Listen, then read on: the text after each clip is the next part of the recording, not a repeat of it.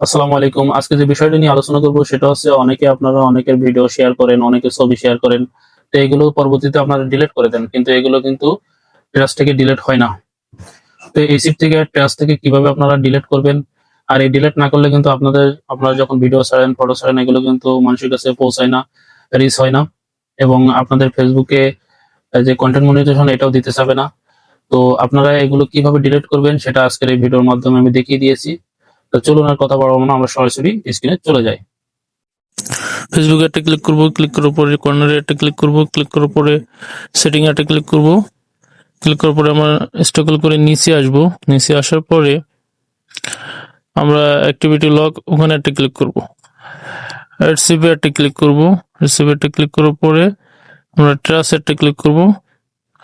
দেখেন অনেকগুলো, এগুলো আমরা ডিলিট করে দেবো এখান থেকে। এখানে যেগুলো আছে এগুলো আমরা ডিলিট করে দেব। তো আমি সিলেক্ট করে এটা ডিলিট করে দিচ্ছি।